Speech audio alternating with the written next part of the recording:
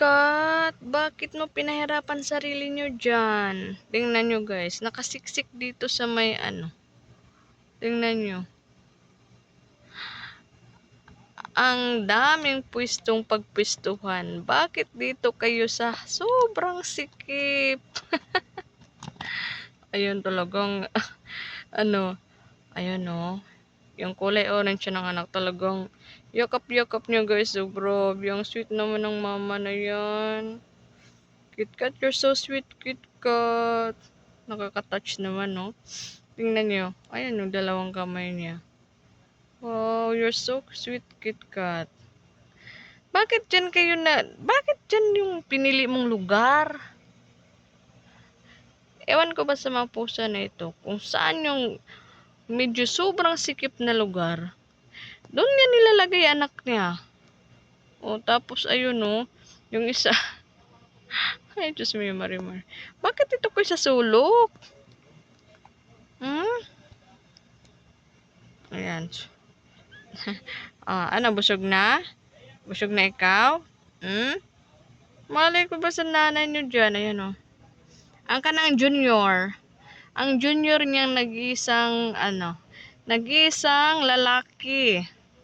The only boy at nag-iisang pakaparehas niya na color. Kaya siguro yan yung pinakamamahal niya. Ayan, o. Yakap-yakap niya. Parang ayaw niyang maagawan. Oh, you're so very sweet, Mama KitKat. Ay, nako. Kulang kayo ng isa, 3 na lang kayo. Asa na si Peanut? Ayun, no? Ay, nakasiksik siya dyan sa ano. Ay, nako. Tapos, eto, ikaw, bakit mo pinapahirapan sarili mo din, ha? Sinabi nang doon kayo sa sa pwesto ninyo. Antok na? Antok na ikaw? Dumi na mukha mo? Sus Mariosep, antok na? Ha? Antok na yan? Antok na bubbles na yan? Uy, antok bubbles yan? Ay, nakakatuwa naman ito pag masdan itong mag-ina, oo. Mag-ina nga talaga kayo. Grabe.